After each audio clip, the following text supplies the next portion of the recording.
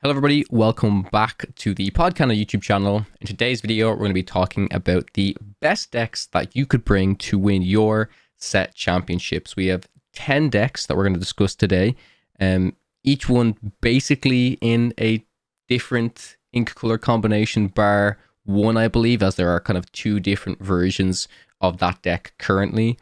But yeah, we've actually, done graphics and images and stuff, so I'm sure everybody will be happy about that. So we're going to have the deck list in front of us. We're going to have what the deck lists are good against and what they are bad against for the most part, based on, the ink color combination. For any that aren't mentioned on the good versus or bad versus, it's probably close, is what myself and Moyne have said. That's the reason why it's not up there. But as we talk through the decks, we'll, discuss different matchups and mainly discuss reasons why certain cards are in these decks. So starting off with Ruby Sapphire, Moyne, do you want to walk us through this deck list and maybe why you decided to play certain versions of certain cards within this list, especially since Ruby Sapphire was one of the most popular ones within the NA Championship. However, big disparity, I want to say to everybody, it's a very different field when you compare something like the NA Championships to your local metagame for the set championship. So take it away. So Red Blue was the most played deck in both Europe and NA for Continentals. And probably you could even play less Dragons, less Maleficents in this, because I think most set champs have a little bit less Red Blue, so you don't have to focus as much on the mirror. Another big thing is because if there's not a lot of Emerald Steel that you're expecting, you don't have to play as many Medusas. Other than that, the list is very, very well-rounded, has different ways to clear the board with ice blocks, human Sisu, big Sisu, has 3 B preps, can really play around reach from Amethyst decks with the 2 copies of Pirate's Lives, can play the grindy game against the mirror, but also against red-purple because it still plays the dime and also the 1 Greatstone Dragon for these longer games, and then has a lot of tools that can still also deal with locations with 2 Mauis, with the 2 Rush Mauis, 3 bigger Mauis, 2 Vitality Spheres, and a Shield of Virtue that can really deal with that. I personally don't think you need to play Hideaway for that, as it's like the less efficient answer, and is very narrow in its use case. But I think in general, this deck will serve you well in a variety of different matchups. Yeah, I think I agree with you on the Hideaway. I think maybe we'd see more Hideaway played if it was actually used in a meta where you had that versatility to either, get rid of your opponent's item or location, whereas right now it seems to be just kind of put in decks to deal with locations. Maybe, for the mirrors, also a way to get rid of a dime efficiently, but how scarcely that comes up, I think, is a reason why you shouldn't really be playing it.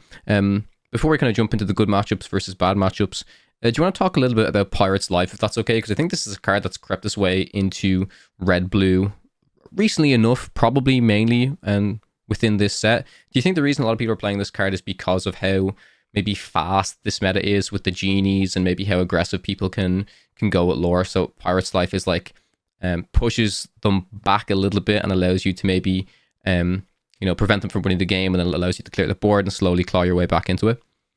Yeah, it's also just a different kind of reach with the shark, but the main, that's not why it's good. It could have been played for that before, but the reason why it's gotten much better is that all these Amethyst decks, there's a lot of different Amethyst decks in the meta. They all play a lot of reach, and sometimes you've locked out the game except for the reach, and if you then also have Pirate's Lives in your deck and have access to that can completely lock out the game. I would say the matchup where this at its absolute best is green-purple.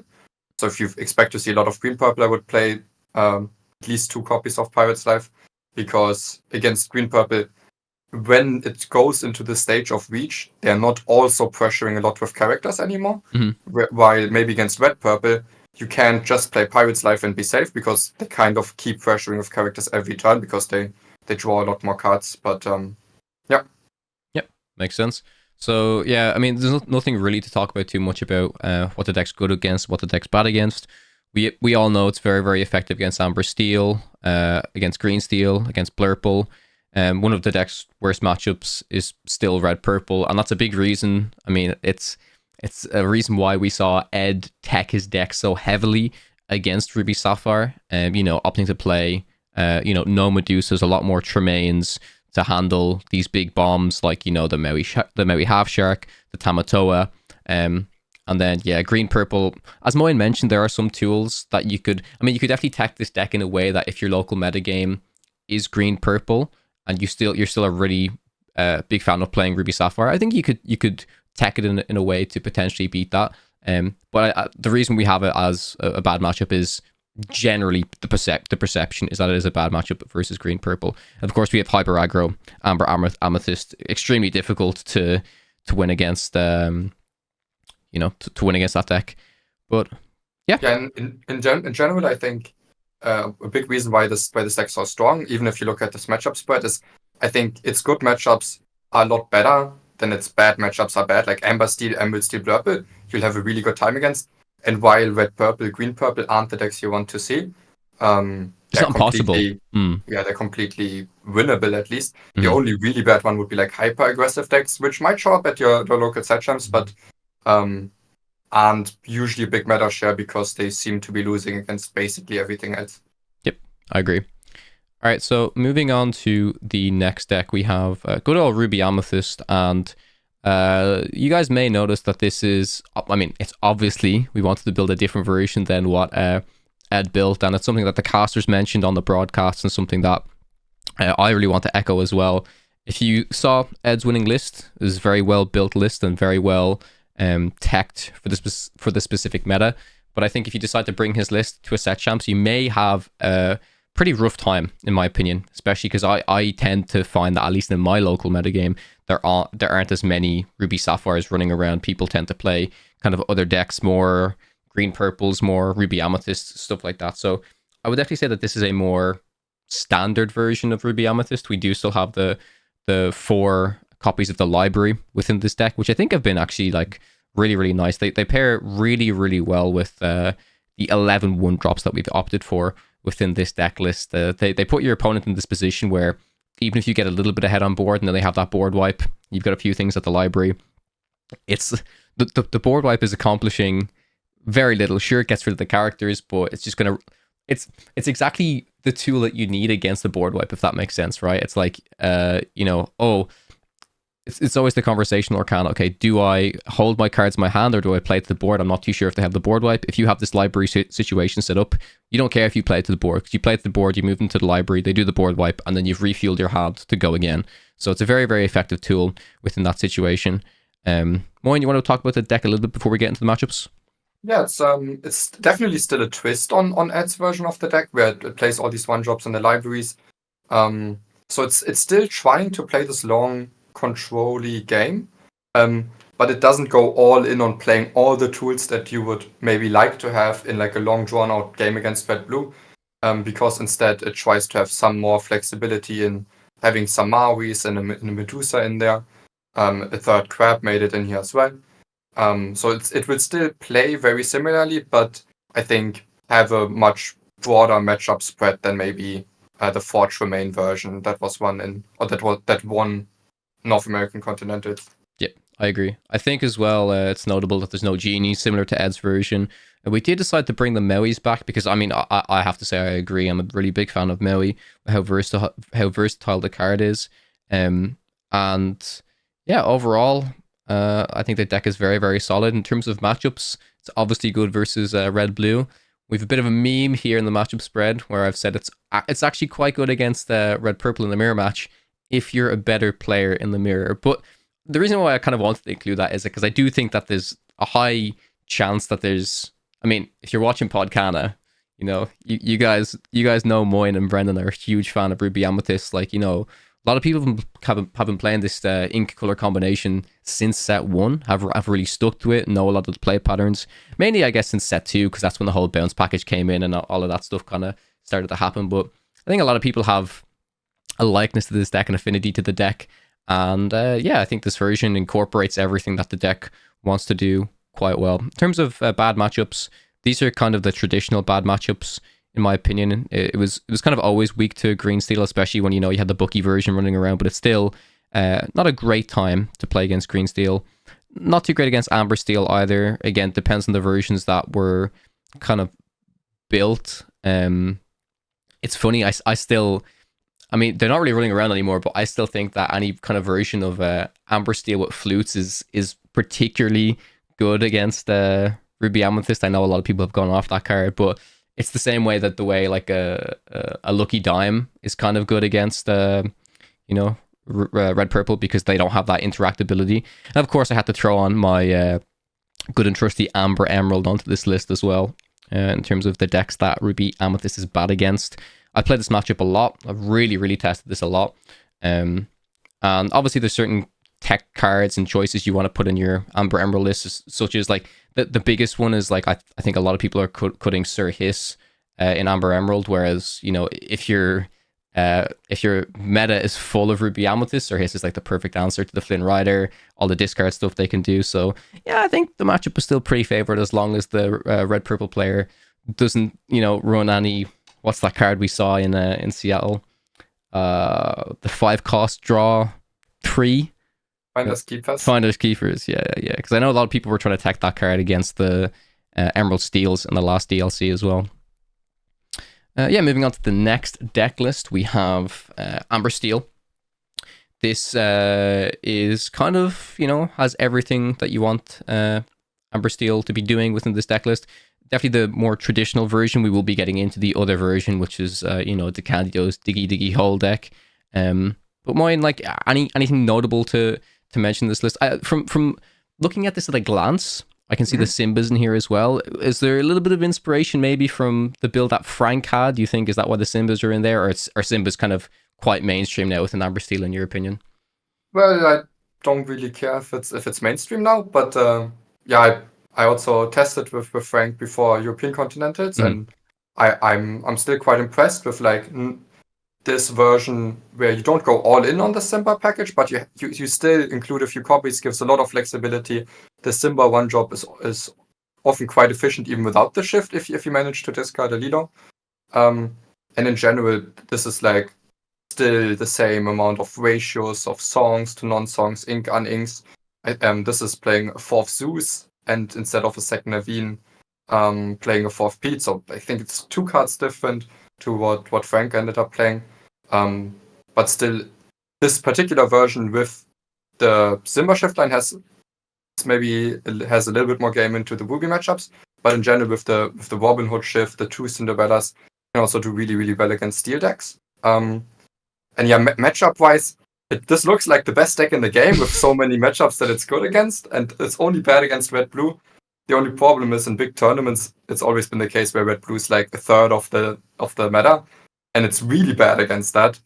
And the matchups where it's good, and it's like it doesn't really, it doesn't completely make up for how bad it is against red-blue. But in any given meta where you don't expect a lot of red-blue, this can totally be one of the best brings you have available. I think that's a great point, and we kind of saw that at least within the European Championship, for example, like the LCQs, right? I kind of spoke about this a little bit on the last podcast, where these kind of high rolly decks can do really well in an environment like that, and the set champs are very similar to that, right? Like we mentioned, I personally don't expect too many Ruby Sapphire players. Again, this is just my local metagame, for example. But I think you're going to see a lot of Amber Steel players do quite well at set champs, as they usually do, because it's a type of event where you can just kind of run hot. It's the nature of the deck. I'm also a big fan of including the Simba line in here. It also helps you deal with, sometimes when you've got bricked hands, right? Simba lets you, filter out the uninkable, but that's happening less, I think. I think there's a bit of a less amount of uninkables here than what we traditionally. I like that's like you said, right? It's like because you're like I know you said you cut the Naveen to put the other Zeus in, which they're both uninkables, but I think the ratios in this deck in particular are very well executed. So yeah, if you've been a big fan of Amber Steel the whole time, definitely try this deck out, give it a shot, and yeah, you might be pleasantly surprised by the Simba shift line, because it definitely seems fun for sure. The next deck that we have is, it's the other version of Amber Steel. which is the 7 Dwarfs Mines version. I kind of like to call this deck like Curve Central, right? It's kind of just like do something on 1, do something on 2, do something on 3, and it's usually 1, 2, 3, 4, and maybe 5. Do you want to talk about maybe some of the potential inclusions or like reasons why you put some cards in here? Like I think 2 of the most notable ones when compared to other lists is probably the Sven and the Kida. If you want to talk about those. Yeah, so I've also had this deck in testing before European Continentals for a while, because Amber Steel seemed in such a good position if you could just get that red-blue matchup fixed. I don't think that's what this deck ended up achieving. I think it's just ended up being less bad against red-blue and also being like a little bit less good in some of the good matchups. So like a little bit more of an even matchup spread in comparison to the normal Steel Song. And what Sven, especially against red-blue, but both Sven and Kida can accomplish is after.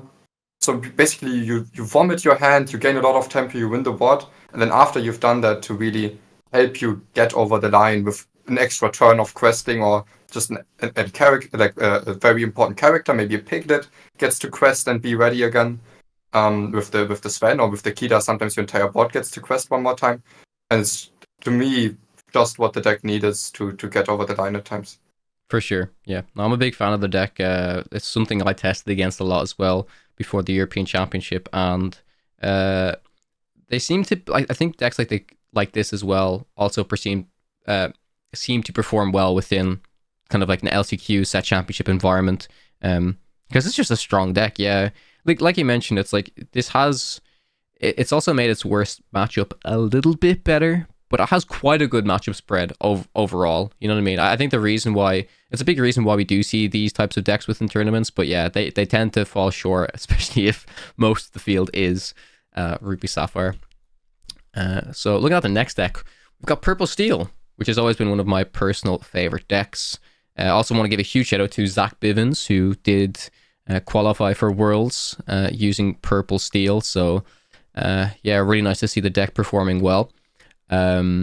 This version seems to be pretty standard, and I do want to talk about some different cards that could be included as we talk about the matchup spread. But do you want to talk about maybe like the general game plan of Purple Steel? Like I think Purple Steel is a deck that a lot of people have been seeing kind of crop up here and there, but I don't know if there's been a very good, I don't want to say guide or explanation of how to play the deck, but like, what would you compare this to the most? Like, would you say it's maybe most similar to kind of how green purple plays or how red purple plays, and what's some of the key differences that you should be thinking about when playing a deck like this?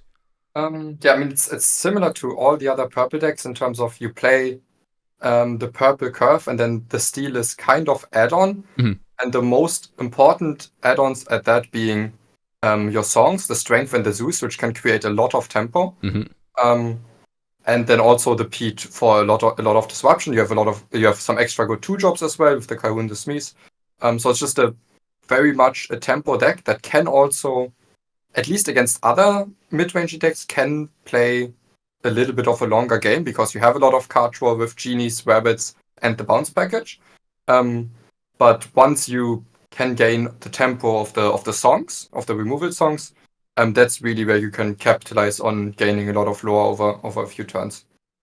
For sure, yeah. And it's interesting to note as well that we seem to be going for this, 4 rabbits and the 2 genies, where beforehand, I think when I was testing, this is again, before European Championships, I was on a couple of docks, and I think 4 genies, no rabbits, and there are versions of that deck that can exist. I think Dock is definitely still an interesting tool that if you want to experiment, definitely play around it, but it's a fine ratio to get right. Like, I think this ratio is pretty nice if you want to include the Murder Rabbit in there. And like you mentioned, I'm a big fan of having a card like Rabbit. Like my favorite thing to do in Purple Steel for many sets now has been play Rabbit, especially if I'm on the play, is, play Rabbit on 4 and then sing Zeus to remove something. It's like so good. Yeah, and it's nice to see cards like the one of Bell in here. The else is pretty good to, stop all of your opponent's evasive stuff, like the Genies, the Diablos. Bell obviously synergizes quite well with Mr. Smee and Lawrence. Overall, I'm a big fan of this list. But when we take a look at the matchups, we say it's good into Ruby Sapphire, but in brackets here we say if you play 1-drop Maleficent. Do you want to explain this like maybe a little meme to everybody more. It's not a meme. I mean, it's a fact, but yeah. Yeah. I mean, it's just my opinion. Where if you don't play the 1-drop Maleficent, you often, because red blue usually how the matchup plays, at some point it stabilizes. And if you don't play the 1-drop Maleficent, often it stabilizes just in time.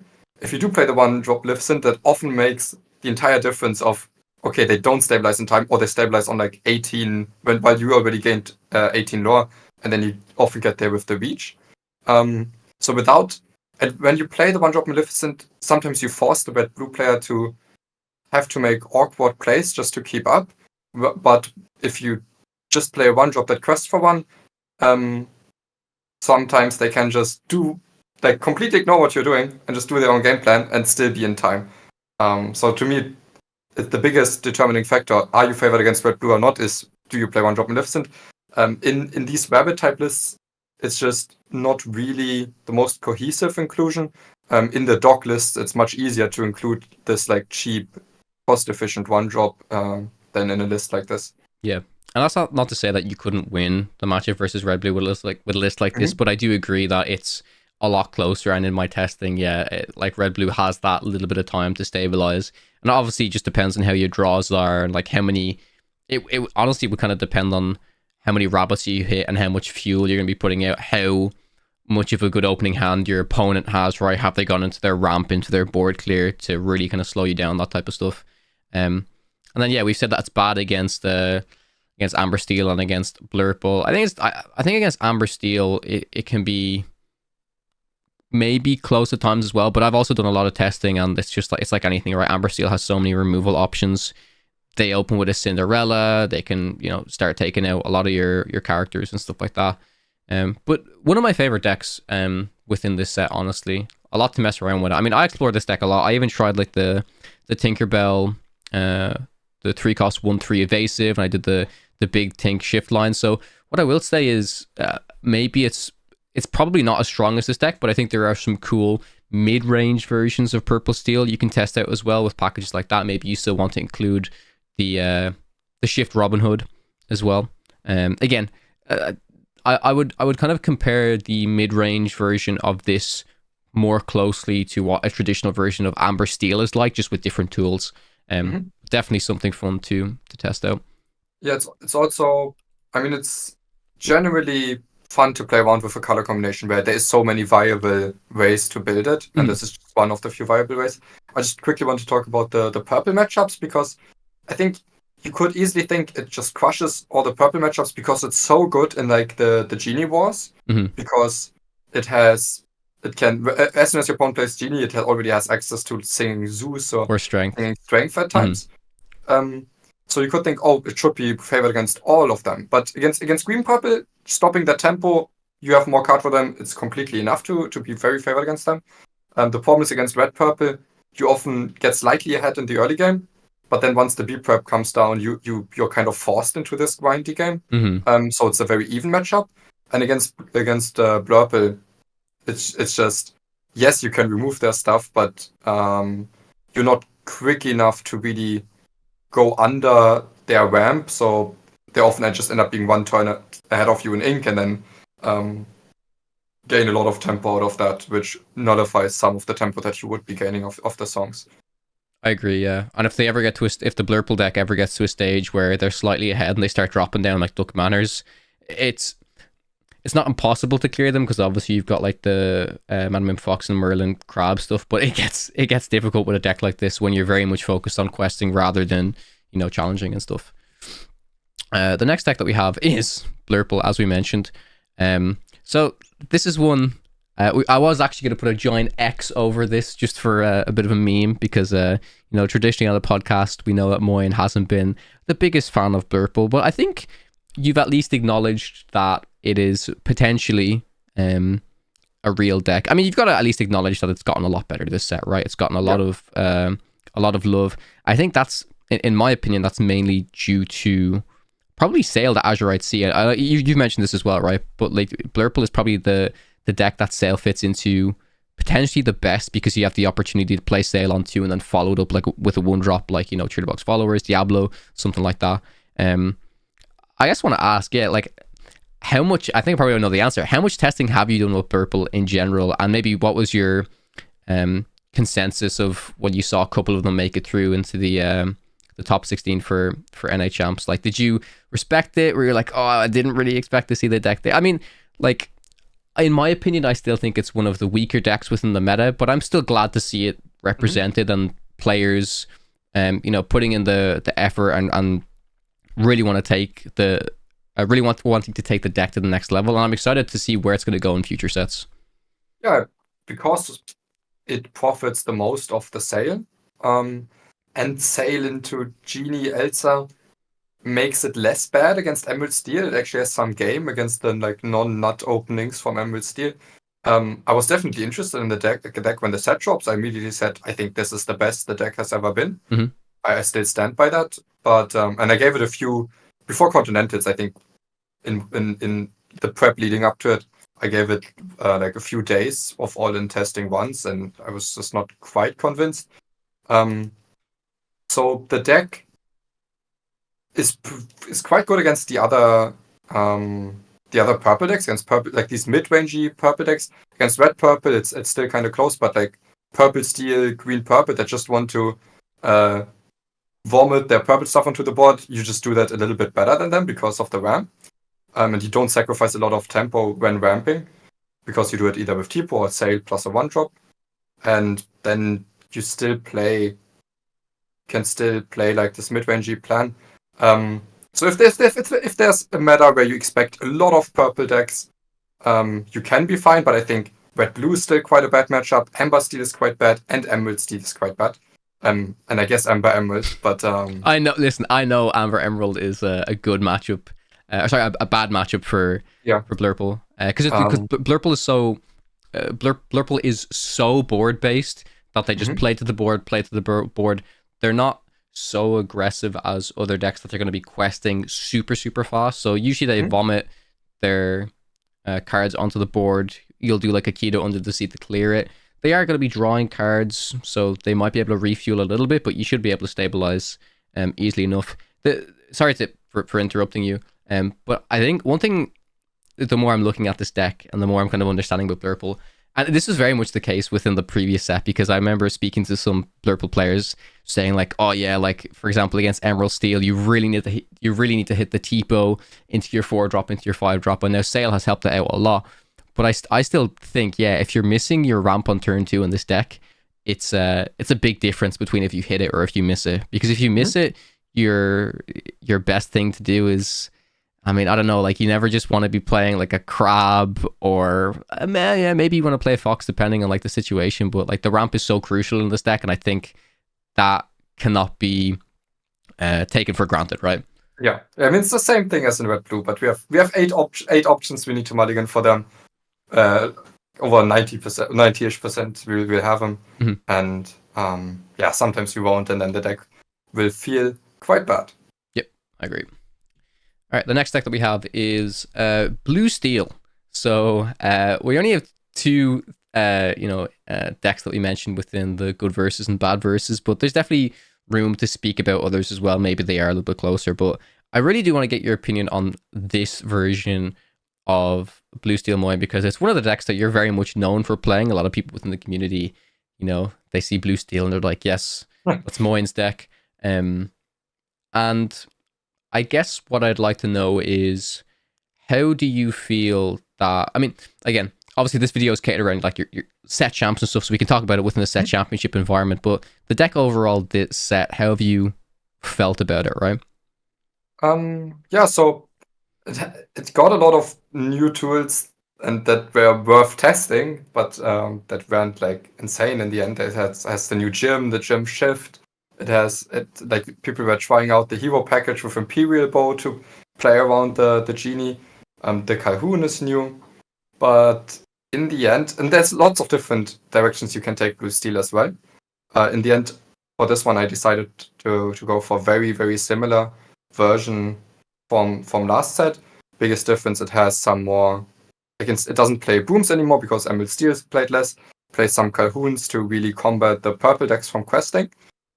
And And then also there's a Zeus in here to combat the Genie a little bit. Fire Cannon still very important against all the red purples. And one of the bigger changes in this deck is now also with the 3 Beast.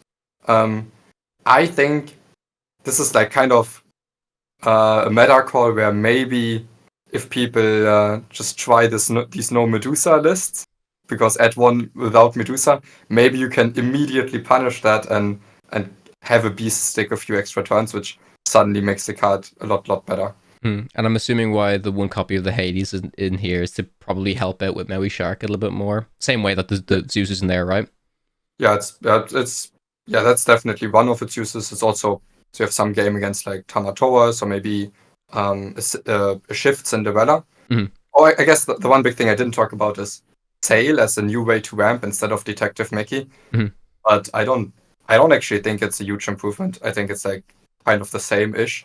You have to play less Uninkables because of Sail instead of Mickey. Yes, it's also Inkable in itself, but the deck is so built around this 2-drop, ramp on 3, do something after ramping, that most of the time ramping on 2 with the Sail instead, and then leaving you with 4 ink leaves you with like a very slow tempo play. And so it doesn't improve the deck by that much. One very, very impressive line is, of course, for example, against the Flynn, if you go like Sail, Fire Cannons.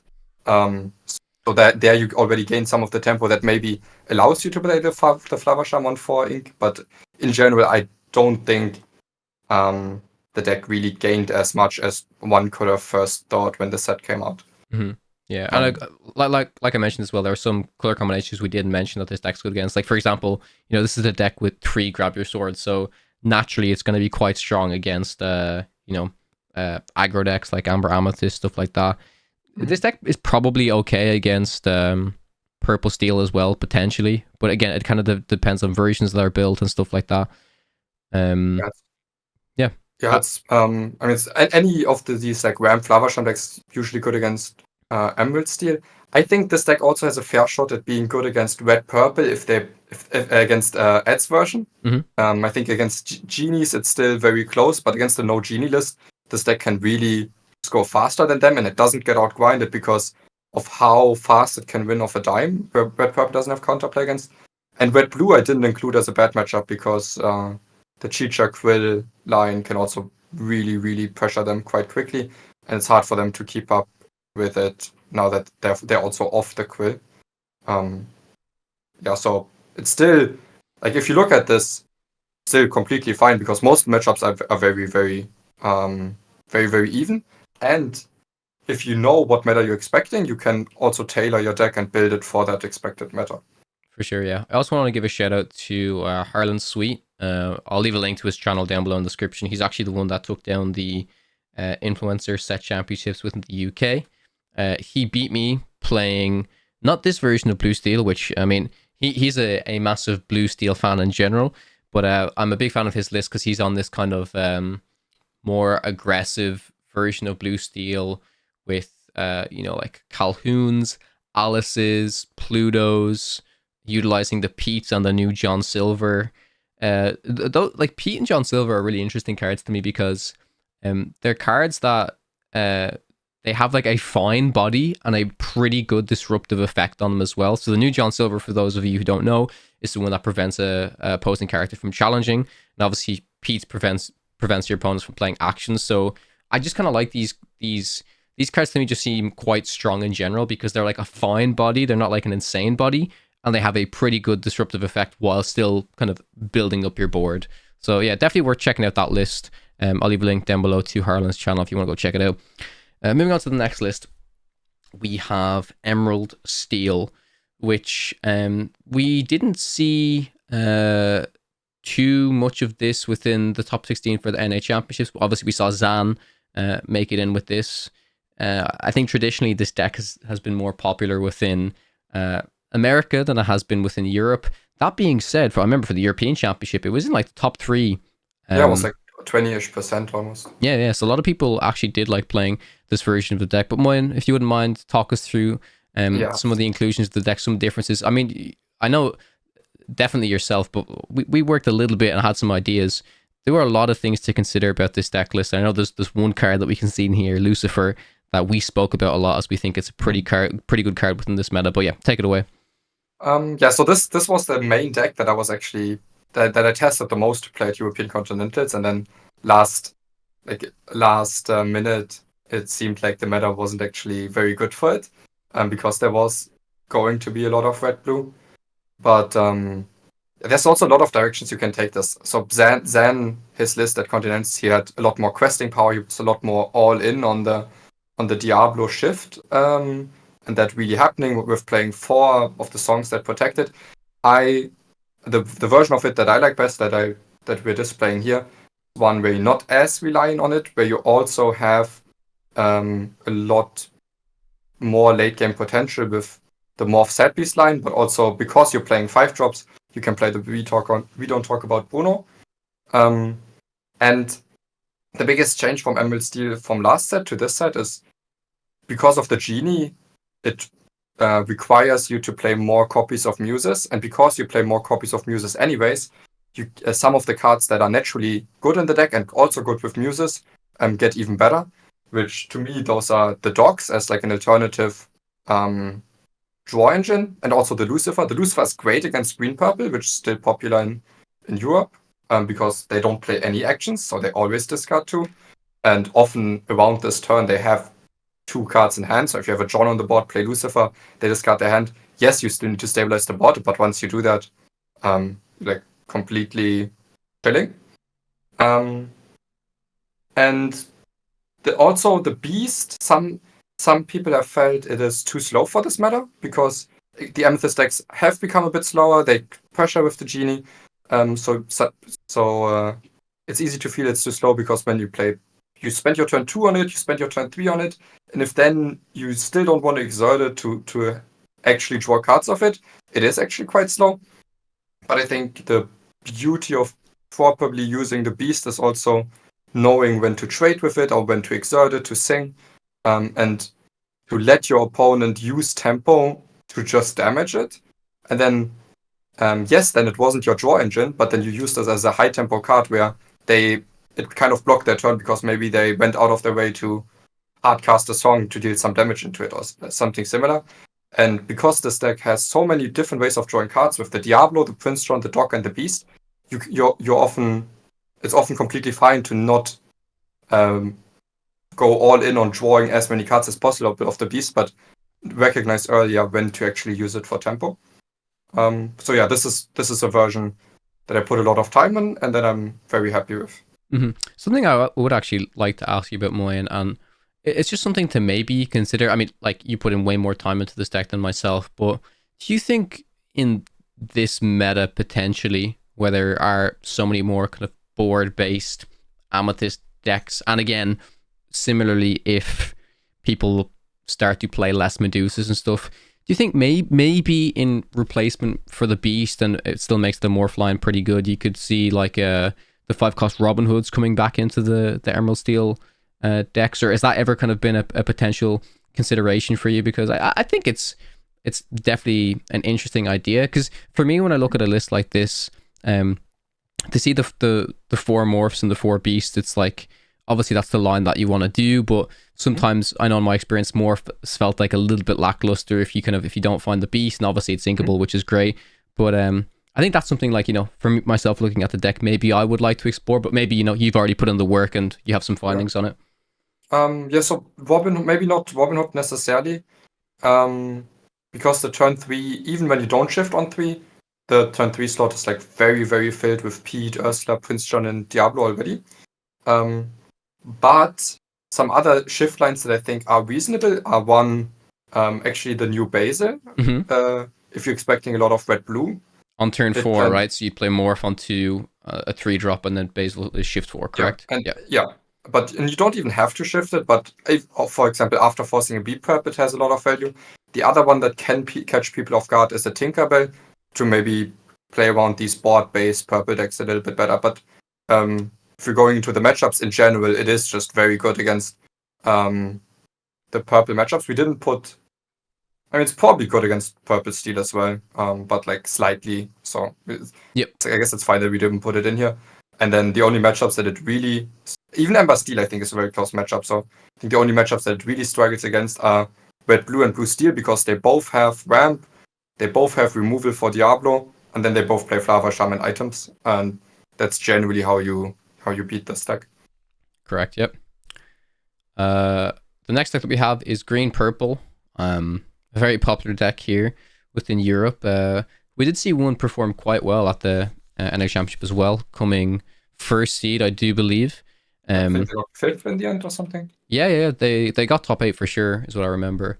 But yeah, looking at this list overall, it seems to be doing a lot of the stuff that green purple wants to be doing with, you know, some of the new cards from set 6, such as Go-Go. We see the White Rose, of course, in here. Of course, I see Moyen's signature card within this list. Do you want to talk about Lyle maybe potentially in this meta and why you'd like to see at least a one of within this list? Yeah, it's like you don't have to play it, but it can be like if used well, it can be very, very annoying to play against. It's also kind of anticipating maybe a device of red purple's popularity a bit, where it can help you win this arms race a little bit, where maybe it allows you to quest with everything because you're still winning the race, even when they have to then trade. Where otherwise sometimes you couldn't really quest because you're giving them very, very good trades. But yeah, this is still very close to like the European style green purple list with the Clarable Shift line in there.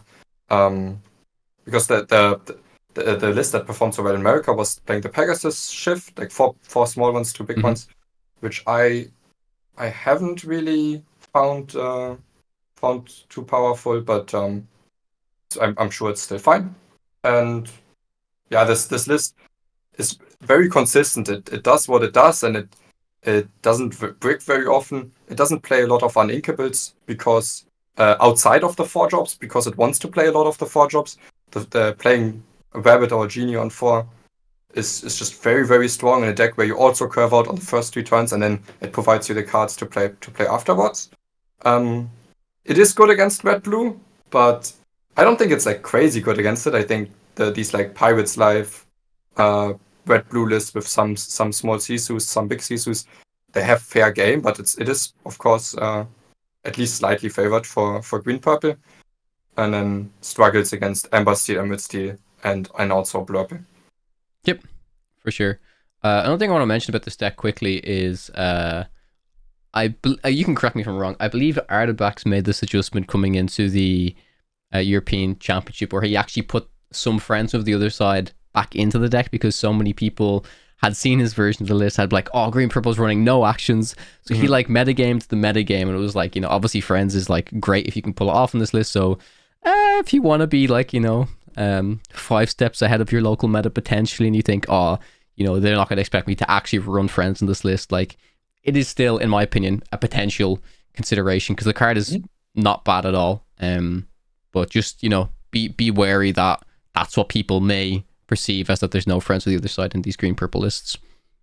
Yep.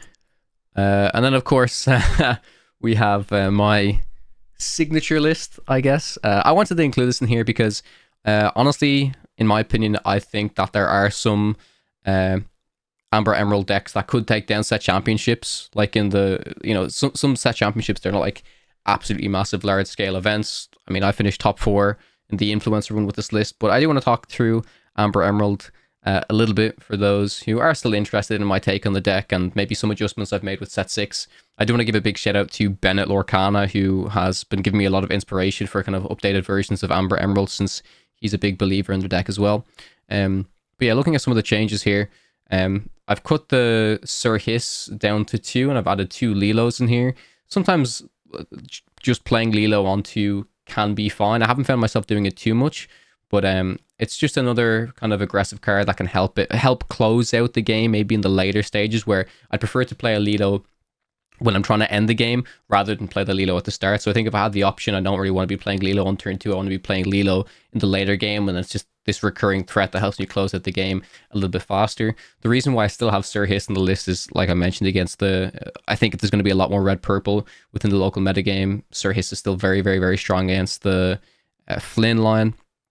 Down to 3 Ursula because I think there are naturally less songs within the meta Ursula is still very impactful against certain decks, of course.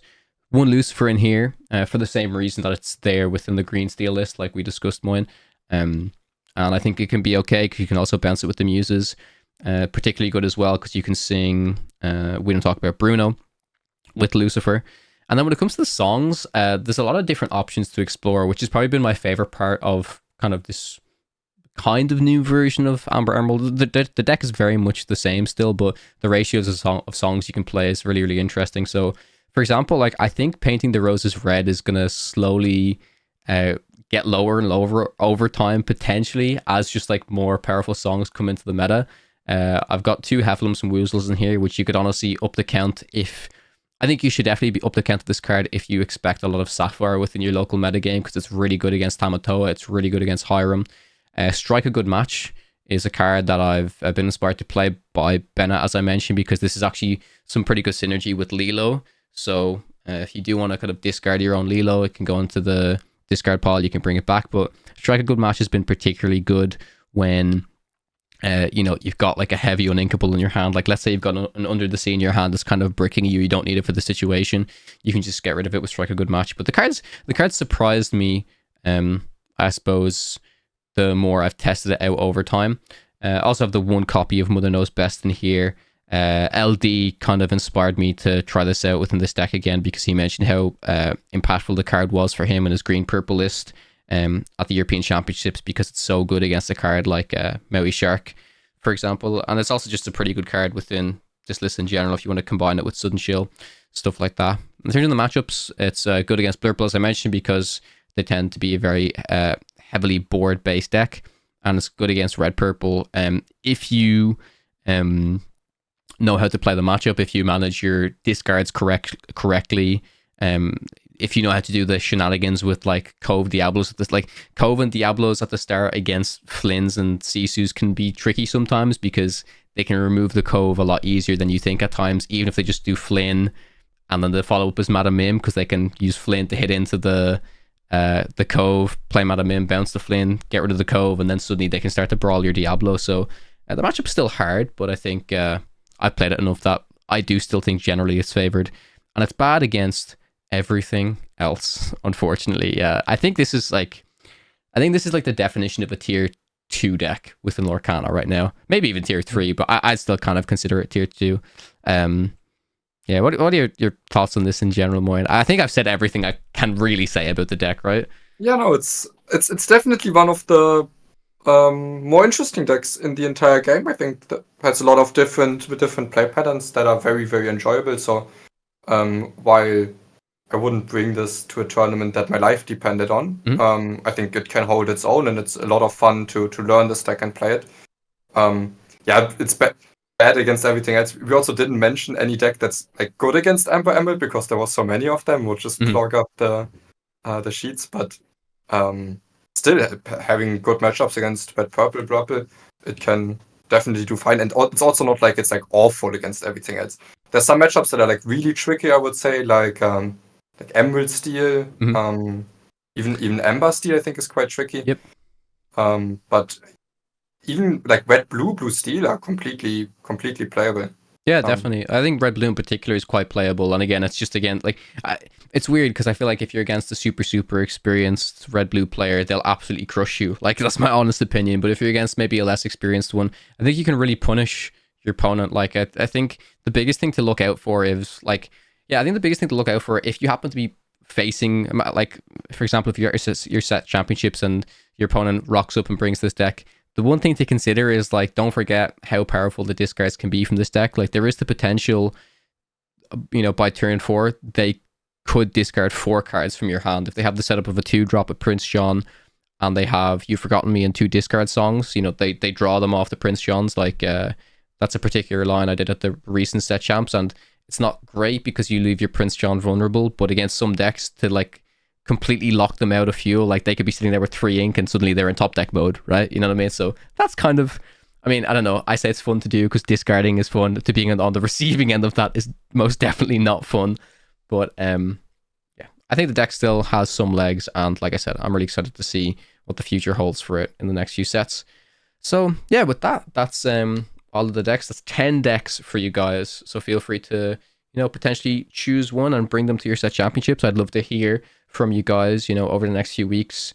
If you did try out any of the decks we've shown off here, how they performed for you. And yeah, in the next few weeks, I do believe we're going to be getting into like set 7 preview season. So I'm particularly excited about that. Hopefully there's some new mechanics to come. Moyen, any thoughts on, the upcoming stuff for Lorcana? Obviously, we've got the future DLCs and stuff. You're going to be the one in Melbourne at the start of February. That's going to be exciting to watch. I guess the biggest thing I would say, Moyen, you give a shout out. If you guys want some coaching for your set champs, Moyen is the man. He does coaching for those of you who don't know. DM him on Discord and he'll be happy to set up a session for you. Any thoughts? Any final closing thoughts? Well, I can't wait for Worlds. I wish I was participating, but doesn't seem that way. But still, I really can't wait. It's always the big thing to look forward to, even as a player, as a spectator. It doesn't matter. I think it's always very, very exciting. Yeah, I know a lot of people have asked, are we going to be able to make it to Worlds? And since the dates haven't been announced yet, I mean, nobody really knows if they're going to make it, but I think it's fair to say that we will most definitely try. It would be absolutely amazing to be there. So yeah, really looking forward to the news on that. So yeah, thank you everybody for watching the video. Make sure to give it a like, comment down below, all that jazz. And yeah, we'll catch you guys in the next one.